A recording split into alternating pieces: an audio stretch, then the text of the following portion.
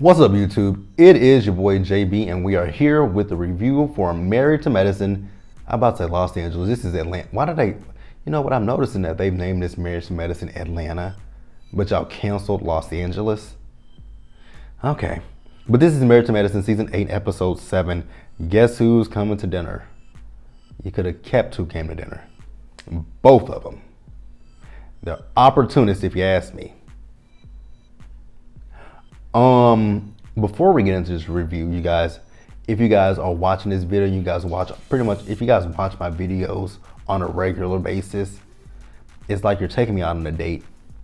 You took me on a date, and at the end of it, like AJ on Ready to Love, you leave me with the bill, but you asked me on a date.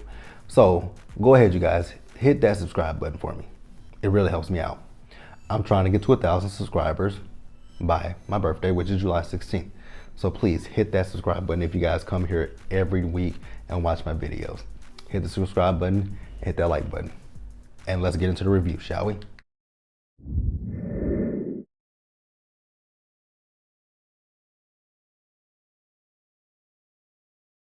All right, you guys, so this episode, I don't know how long this review is going to be, because this episode was actually fillerish. But I mean, that's not bad, I guess, for 7 episodes. We're at a filler episode, because this episode just didn't give a lot to me. So let's first start talking about Toya. So you guys know that everyone is getting ready to head out to DC. And we see Toya. She is in the process of packing. Carrie shows up. And Carrie was ringing her doorbell.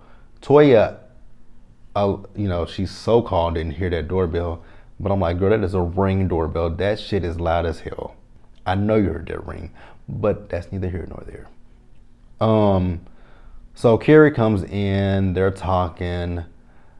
Now, Carrie did shade her about that bed. She's talking about, her bed was lopsided. She said, is it because Eugene's so big? I was like, oh, that is shady. So then Carrie, they're talking about the trip to Washington. So we're going to pretend like Toya invited Carrie and Lisa Nicole on this trip when we know that she didn't. It was production. It's really interesting to me that production has brought back Carrie and Lisa Nicole Cloud. I thought Quad went with them on this trip as well. I thought I saw pictures of Quad I thought when they were out there in DC, I could have swore I saw a picture of Quad. But I could be wrong.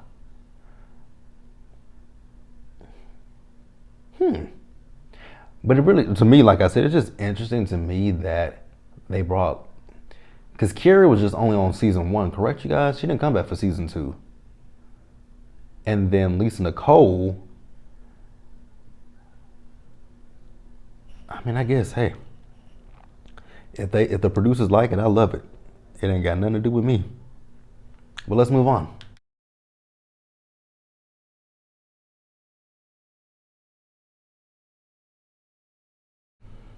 All right, you guys. So, like I said, this episode, it wasn't much. So I don't know how much, I can't really stretch too much out. So we see Damon. We actually saw all the couples packing. So we saw Simone and Cecil. I keep saying it. I think Cecil's going through a midlife crisis. I really believe he's going through a midlife crisis. We see, who else was packing? Contestant Scott, Toya and Eugene, and then we end up with Heavenly and Damon, who are packing. So, you guys remember Al Sharpton called Damon and Heavenly down because of what they did in Atlanta with the rapid testing that they were doing down there, which, once again, big kudos to them, and, just my hat's off to those two. More specifically, my hat is off to Damon, since he is, he's the ER doctor. Because I don't want to be someone that diminishes what Heavenly does, so I'm not going to do that. But Damon is the ER doctor, so he's the one that's actually, well, you know what, Heavenly might actually be performing tests as well. But we know Damon is the ER doctor, so but nonetheless, hats off to both Damon and to Heavenly. So they're talking about the venue, where they're doing the march at, which it was a lot of people at that march when I saw it on television. There were a lot of people there, a lot of people, but in the crowds you did see everyone with their mask on, so that was a good thing. So they're talking about the testing, and he's talking about he's got a team out there, the lab that whoever he's gonna work with, they're stationed in DC, and they should be doing like they should have like 5 to 6 testers, which is a good thing. But the question that I actually have is, it's a good thing to test the people while you're there, but in that big huge crowd, the question that I have is, which I don't believe that was a super spreader event. I don't believe it was. I don't think anything like the protests or the marches were super spreader events, because in most cases you saw people with masks on. So the thing that I was worried about was, you can test them then, but then in another 10 to 14 days from that point, they could go and they could have contracted it from that that march. And if it wasn't as accessible, which I know it wasn't as accessible, especially in the black neighborhoods, COVID testing wasn't as accessible. Or if it was, like even in my neighborhood, I saw a COVID test for 100. Actually, it was $99 at one spot. It was $115 in another. I'm like, what? Because I thought about going to get tested at one point, but I was like, I'm not paying for that. And then the rapid testing was even more. So I was like, oh no, we're not doing that. Ooh, I hope you guys didn't hear my bone just pop, because that bitch just popped. But, again, like I said, I don't think that like the protest or the marches were super spreader events. I think the the main thing that was a super spreader event was that those stupid rallies that who was throwing, but we're not talking about him. But let's move on. All right, you guys. Now we're at the point of the episode where I tuned out. Got to keep it real with you, so I don't know how this is gonna go. I will say that the rental houses they got was 100% nice. I was not listening to those trivia questions that Heavenly was asking, so I can't tell you what the questions were, because I wasn't listening. Especially after I heard that Al Sharpton and Ben Crump were coming to dinner with them. I just don't see it for either one of them. I've honestly never saw it for Reverend Al Sharpton. Ever since I was a kid, I've just never saw it for him. I've always thought he was an opportunist, because you would see him pop up in situations like what's going on these days. And with Ben Crump, when I finally started noticing who he was, I'm like, oh, this man seems like an ambulance chaser. No shade. I'm not knocking what he does. I'm not knocking what he or Reverend Al Sharpton do. That is something that I don't want it to be taken that I'm doing that. It's just what personally I get when I see them. So I'm not knocking them. I'm not attacking them. These are just my personal opinions and my viewpoints. So yeah, when it came to the dinner with Al Sharpton, I wasn't listening. Gonna be real with you. I wasn't listening to him, and I wasn't listening to Ben Crump. And this has nothing to do with what Tamir Rice's mom said. Like I said, with Al Sharpton, my feelings about him have been since I was a kid. My feelings have always been that way about him since I was a kid.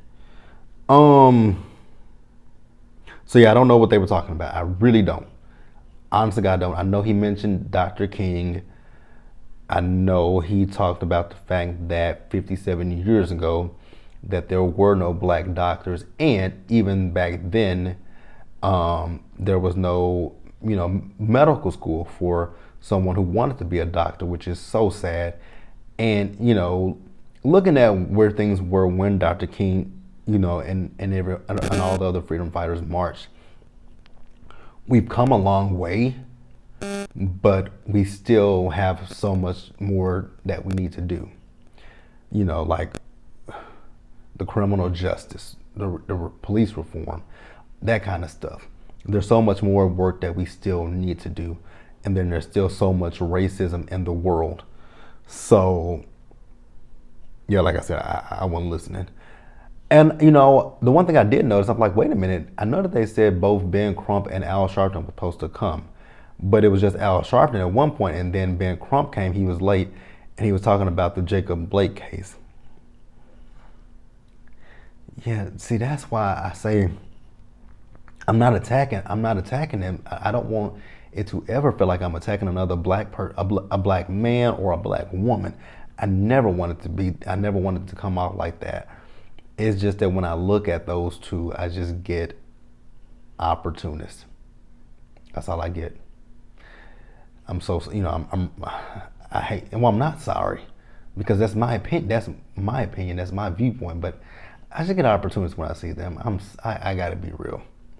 I was about to say I'm sorry, but I'm not sorry. So, like I said, I was not listening with Ben Crump nor Al Sharpton, but I did hear Eugene and I did hear Damon talking about them being medical doctors. And, you know, I know they take a Hippocratic oath, but at the end of the day, you're still a human. Like, how do you, I know when you take that Hippocratic oath, you are there to, you know, help and, you know, do your best to save a person's life.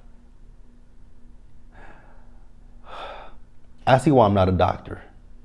Because I could never just, I mean, if someone comes into the ER or my hospital where I work at and you're outwardly racist towards me and you are there for my help, I just don't know if I could turn the other cheek. I would actually probably have to pray to God and be like, you know what, God, you tested me in this situation and I see it. But how do you expect for me to give this person adequate treatment when they're mistreating me because of the color of my skin, something that I can't change? But you can change being a bigot and a racist. You just don't want to. You just literally don't want to. My hat's off to them.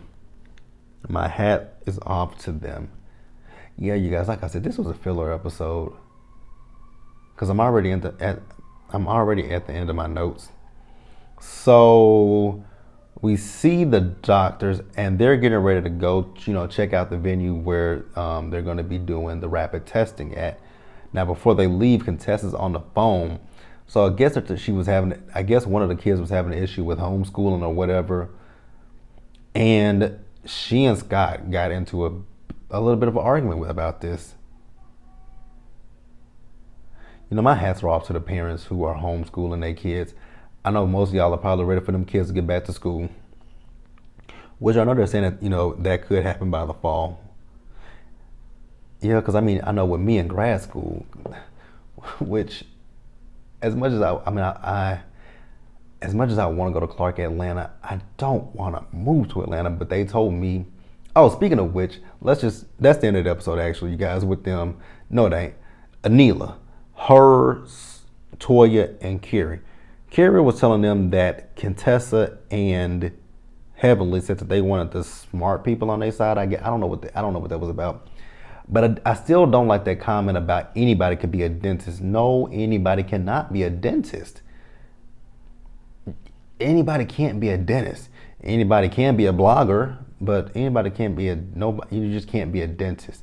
You have to have the grades and you still have to get into dental school. So yeah, Neela, not anybody can be a dentist. But, you know, what was I talking about? Me? Oh, you know, with school. I just want to give you guys a little update on me, and then we'll wrap the episode up. So last Thursday, I submitted all my information for graduate school. So I'm still waiting. I'm just at this point now, I'm waiting to hear back from Clark, Atlanta to see if they accept me. So if you guys would just send up a prayer for me that I get accepted into Clark. This is a dream of mine. I've always wanted to go to a HBCU, and they have the program that I want. So just pray for me, you guys. But that's it, you guys. Be sure to like this video, leave your comments in the comment section below, and subscribe to this channel and the Planner channel, which the link is in the description bar below. Hit that notification bell button so you guys are aware of when I drop anything else, and share this video. Until the next one, you guys, stay safe out there. Take care of yourselves. Remember, wash your hands, wear your mask, socially distance, and stay blessed, you guys, and we will all get through this together. Until the next one, you guys, I am signing off. What is the next video? I'll see you guys again on Tuesday for Delilah and the Oval. All right, you guys, I'm off. Bye. Have a good night.